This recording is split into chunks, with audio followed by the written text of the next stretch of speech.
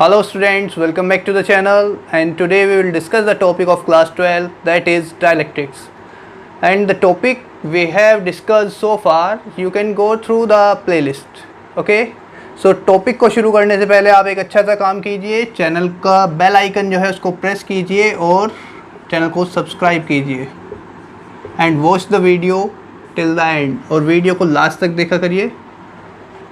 Okay, सो dialectics की बात करते हैं बच्चों. डायलेक्टिक्स क्या होता है?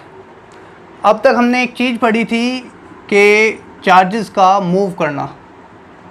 ठीक है, तो यहीं से हम इसको लेकर के चलते हैं कि हमारे पास दो तरीके के मटेरियल होते हैं, जिसमें एक तो फ्री इलेक्ट्रॉन्स होते हैं और जो फ्री इलेक्ट्रॉन्स होते हैं वो मूव करते हैं, जिसकी वजह से क्या होता है, इलेक्ट्रिसिटी या चार्ज डेवलप होता है.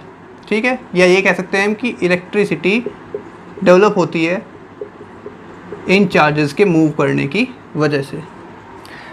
अब कुछ मटेरियल्स ऐसे होते हैं जो इन चार्जेस को अलाउ नहीं करते कि ये मूव करें, does not allow to move.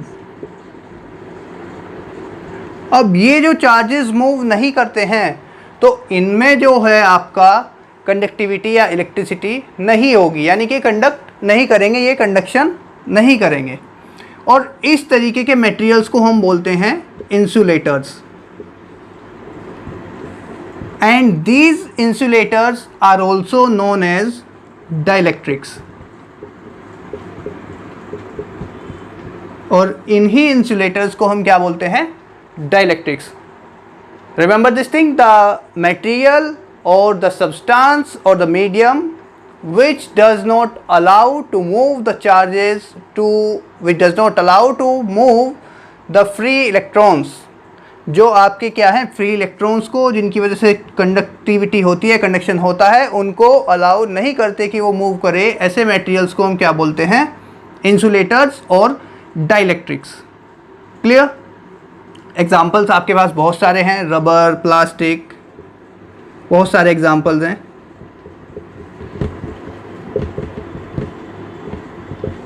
ठीक है, अब डाइलेक्ट्रिक्स जो होते हैं आपके दो तरीके के होते हैं, पोलर एंड नॉन पोलर.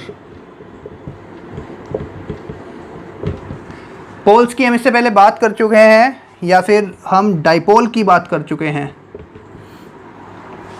सो वहीं से कुछ मिलता जुलता है इनके बारे में. खैर, अभी बात करते हैं कि डाइलेक्ट्रिक्स कितने तरीके के होते हैं आपके, पोलर और नॉन पोलर. अब पोलर कौन से होते हैं, एक बेसिक आइडिया ले लेते हैं अभी यहाँ पर. फिलहाल इनकी डेफिनेशंस पर भी डिस्कस करेंगे. तो पोलर कौन से होते हैं और नॉन पोलर कौन से होते हैं. अब सपोज कीजिए कि आपके पास एक मटेरियल है या एक मॉलिक्यूल है H2O. अब इसके पास क्या है, नेगेटिव चार्ज, इसके पास भी नेगेटिव चार्ज, और इसके पास positive charge. The centre of mass of this oxygen is this, the point in the centre, and it is concentrated by the positive charge. और इनका जो सेंटर ऑफ मास हो जाएगा वो यहाँ पर होगा. And the distance, and they have a distance between them, they are separated by a particular distance or such a distance. ये हम इसको थोड़ा सा यहाँ पर देख लेते हैं. So ये distance है इसकी जो हम बात कर रहे हैं. There is a positive charge and there is a negative charge. Clear? And two equal and opposite charges, दो हमारे पास opposite charges हैं and separated by a distance, we named as R. हमने इसको क्या नाम दिया? R नाम दे दिया. ठीक है, सो इसके पास क्या हुआ, दो पोल बन गए यहाँ पर, तो हमने इसको नाम दिया था क्या? डाइपोल. क्लियर? सो हमने इसको क्या नाम दिया था? डाइपोल. सो इस तरीके के मॉलिक्यूल्स को हम क्या कहते हैं? Polar molecules. ठीक, और polar dielectrics. Now come to the non polar molecules like N2. There is N and there is a single bond or straight line N, and the center of mass of both these particles is here. कहाँ पर लाई करेगा centre of मास? वो यहाँ पर लाई करेगा. और वो क्या कर रहा है? कोइंसाइड कर रहा है और वहाँ पर उनके बीच में कोई भी क्या है मूवमेंट या डिस्टेंस जो है वो नहीं है। इसकी हम बात करते हैं, ये n हो गया आपका, ये भी n हो गया, उसका सेंटर ऑफ मास यहाँ पर लाई कर रहा है and there is no distance between the two molecules because both are same and the centre of mass is lying along this line. ठीक है, सो इस तरीके के मॉलिक्यूल्स को हम क्या बोलते हैं, नॉन पोलर मॉलिक्यूल्स। तो चलिए इनकी डेफिनेशंस की बात करते हैं।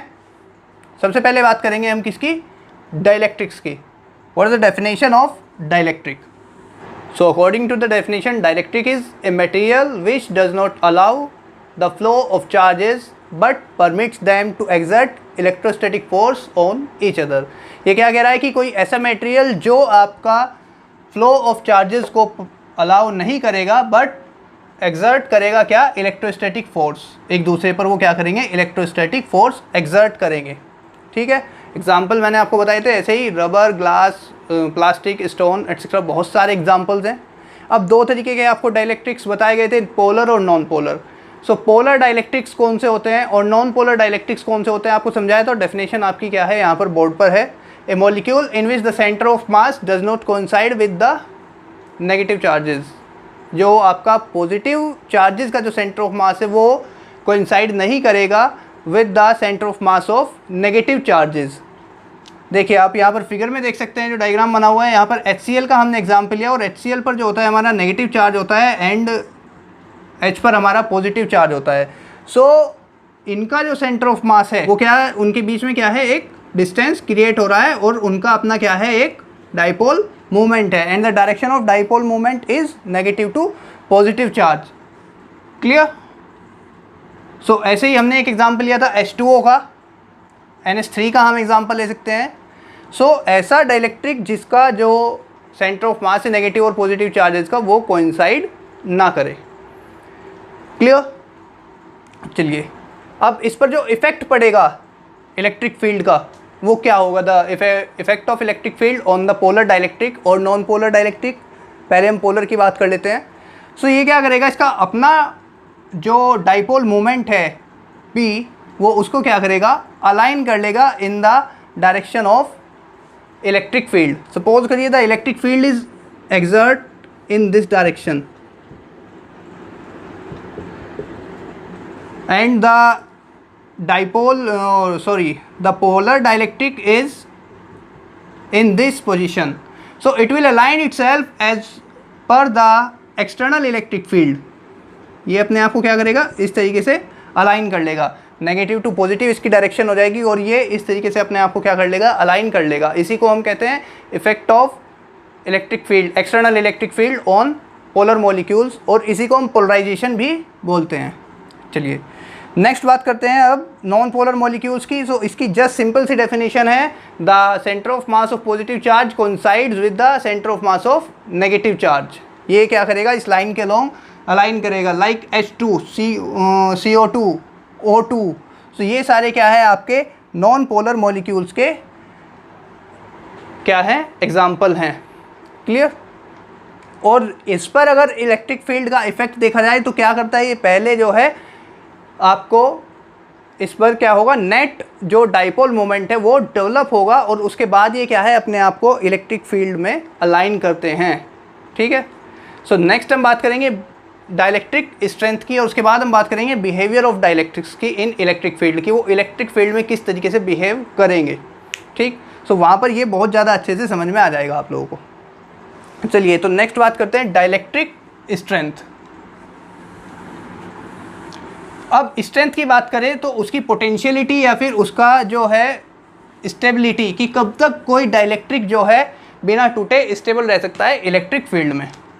सपोज करिए हमारे पास एक कैपेसिटर है और इसकी जो इसमें जो इलेक्ट्रिक फील्ड लगी हुई है वो इस तरीके से लगी हुई है इन दिस डायरेक्शन E, और हमने इसके अंदर एक क्या रख दिया, ये डाइलेक्ट्रिक स्लैब रख दिया।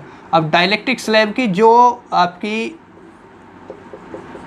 इलेक्ट्रिक फील्ड होगी, इसकी जो अपनी इलेक्ट्रिक फील्ड होगी चार्जेस की वजह से,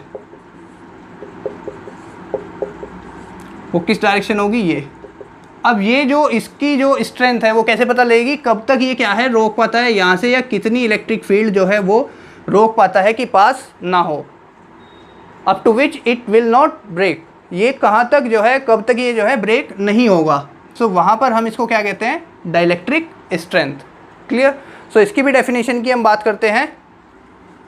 सो डेफिनेशन की बात करते हैं बच्चों इसकी, the maximum field that can a dielectric medium can withstand without breaking its insulating property, अपनी इंसुलेटिंग प्रॉपर्टी को बिना खोए कब तक ये उस इलेक्ट्रिक फील्ड को, मैक्सिमम इलेक्ट्रिक फील्ड को क्या करता है, रोक सकता है। तो उसको हम क्या बोलते हैं, डाइलेक्ट्रिक स्ट्रेंथ। क्लियर। तो चलिए नेक्स्ट टॉपिक की बात करते हैं, behaviour of dielectrics in electric field.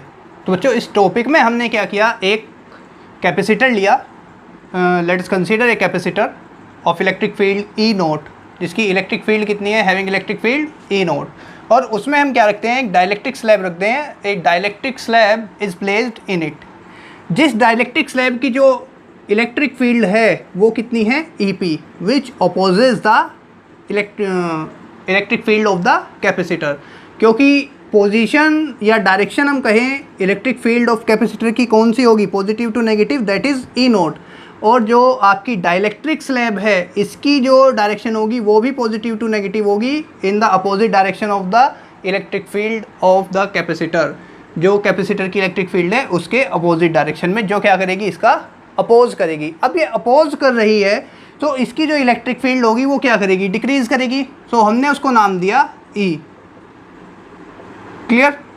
So the electric field reduces to E, E naught to E, ये यहाँ से यहाँ तक क्या करती है, रिड्यूस करती है। ठीक है। सो अगर हम डाइलेक्ट्रिक स्लैब को रख देते हैं, सो इसकी जो इलेक्ट्रिक फील्ड है वो इसको क्या कर रही है, कैंसिल आउट कर रही है, because it is both are the vector quantities and they have opposite direction. So इसकी जो डाइलेक्ट्रिक स्लैब इलेक्ट्रिक फील्ड हो जाएगी कैपेसिटर की, वो क्या हो जाएगी, आपकी डिक्रीज हो जाएगी। और जब इलेक्ट्रिक फील्ड डिक्रीज करेगी, so we know the formula of potential, that is V is equals to ED, or E is equals to V upon D, and in comparison to the dielectric slab it will become E naught is equals to V naught upon D।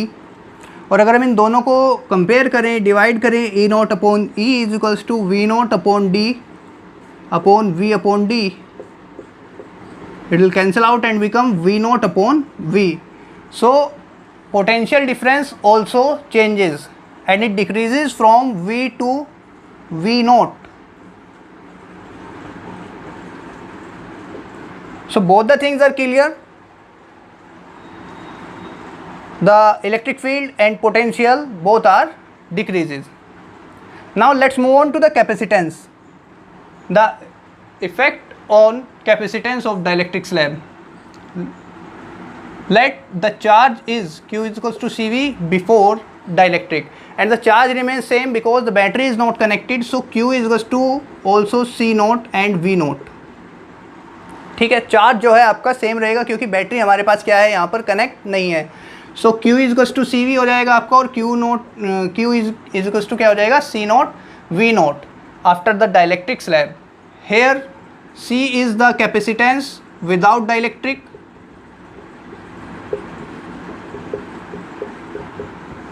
and C naught with dielectric।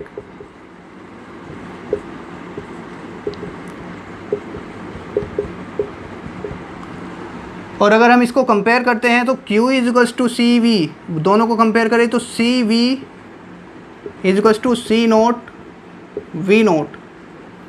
Clear बच्चों। So C upon C naught is equals to V naught upon V। अब यहाँ पर ये जो है आपका क्या कर रहा है, इन्वर्सली प्रोपोर्शनल दिखा रहा है। और हम फॉर्मूले से भी याद करें तो अगर इसका पोटेंशियल घट रहा है तो कैपेसिटेंस क्या है, बढ़ जाएगा। इसका मतलब यहाँ से अगर भीड़ कम हो रही है तो यहाँ पर कैपेसिटी क्या है, आपकी ज़्यादा हो जाएगी। ठीक है। सो C अपॉन सी नोट, या आप इसको लिखे C नोट अपॉन C, तो क्या हो जाएगा ये V अपॉन V नोट, और ये इक्वल किसका होगा, आपका डाइलेक्ट्रिक कॉन्स्टेंट के। सो जो आपका नया जो कैपेसिटेंस आया वो कितना आ जाएगा, C naught is equals to K C, ये इंक्रीज कर जाएगा बाय द फैक्टर के। ठीक है बच्चों। अब यहाँ पर क्या है, दो केस बनते हैं। अगर हम इसमें बैटरी कनेक्ट कर दे तो क्या इफेक्ट पड़ेंगे आपके इन प्रॉपर्टीज़ पर, charge, potential, electric field, capacitance. ठीक है। और अगर हम बैटरी को डिसकनेक्ट कर दें तो क्या इफ़ेक्ट पड़ेंगे आपके यहाँ पर इन सभी क्वांटिटीज़ पर, ठीक। सो इनकी हम बात करते हैं।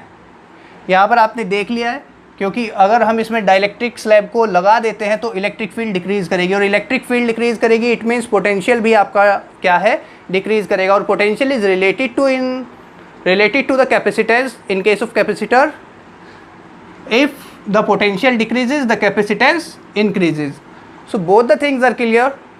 बस चार्ज की हम बात करें कि चार्ज इंक्रीज़ कब करेगा। चार्ज इंक्रीज़ तब करेगा जब आप इसमें बैटरी को कनेक्ट कर देंगे। सो आपको टेबल के अकॉर्डिंग समझना ज़्यादा आसान रहेगा। एक टेबल बना देते हैं जिसमें क्या होगा, आपको विदाउट बैटरी और विद बैटरी ये सारी टर्म्स जो हैं बिल्कुल आसानी से क्लियर हो जाएगी। और यहाँ से एक 1 मार्क्स का जो MCQ है वो बनता है, ठीक है बच्चों। सो टेबल की बात करते हैं। तो बच्चों इस टेबल से आपको जो है सारी पिक्चर जो है वो आपको क्लियर हो जाएगी। यहाँ पर आप देख सकते हैं कि बैटरी जब कनेक्टेड है तो आपका चार्ज जो है वो इंक्रीज़ कर रहा है by the factor K, because Q is equals to CV। और अगर हम कैपेसिटेंस को बढ़ाते हैं बाय द फैक्टर K तो ये हो जाएगा आपका CV0 एंड V, ठीक। क्योंकि ये आपका क्या है, कांस्टेंट है। आप इसको V0 लिख लीजिए या V लिख लीजिए, कोई फ़र्क नहीं पड़ेगा। तो ये हो जाएगा आपका क्या, K Q0 के equal. It means the charge increases by the factor K when the battery is connected. If it is disconnected it will remain constant because there is no effect on the charge. Clear? चलिए बात करते हैं potential की। तो potential जो है आपका क्या रहेगा, कांस्टेंट, जब आपकी बैटरी क्या है यहाँ पर कनेक्टेड रहेगी, और इलेक्ट्रिक फील्ड भी आपकी क्या है यहाँ पर कांस्टेंट रहेगी। और ये हमने अभी इससे पहले जो डेरिवेशन किया था, एक छोटी सी थ्योरी पढ़ी थी इनकी, उसमें हमने देखा था इलेक्ट्रिक फील्ड और पोटेंशियल क्या है जब बैटरी डिस्कनेक्टेड है, सो वो डिक्रीज़ कर रहे हैं विद द फैक्टर K। अब बात करते हैं कैपेसिटेंस की। तो कैपेसिटेंस जो है जब डाइलेक्ट्रिक स्लैब बढ़ेगी तो उसका कैपेसिटेंस जो है K फैक्टर से इंक्रीज़ कर जाएगा दोनों ही केस में। क्लियर? एनर्जी की बात करते हैं तो एनर्जी का फॉर्मूला है हमारे पास हाफ CV², ठीक। So when the battery is connected, first case की बात करते हैं, बैटरी इज़ कनेक्टेड। तो आपको पता है कि जो आपका यहाँ पर कैपेसिटेंस है वो इंक्रीज़ कर रहा है, but the battery it means the potential remains same. So V क्या है आपके पास में, इक्वल रहेगा। सो यहाँ पर हम फॉर्मूला देखें तो क्या बन जाएगा, 1/2 KC0 V0²। सो इसको हम लिख सकते हैं 1/2 C0 V0² को U0। सो यानी कि जब बैटरी कनेक्टेड है तो आपकी जो एनर्जी है, एनर्जी स्टोर्ड है, वो क्या हो गई, इंक्रीज़ हो गई बाय द फैक्टर K, ठीक है। अब अगर हम इसको डिस्कनेक्ट कर देते हैं तो C की वैल्यू जो है वो एज इट इज़ है, but the potential is reduced by the factor K, V is equals to V0/K। और यहाँ से आपको फॉर्मूले में अगर आप वैल्यू रखते हैं तो 1/2 CV² and it will become 1/2 KC0 V0²/K²। So K से आपकी एक पावर कैंसिल हो जाएगी और इस पूरे की जो वैल्यू है आपकी U0 हो जाएगी और upon K। So it will decrease by the factor K। So the whole effect of dielectric slab when put in a capacitor the is cleared from this table.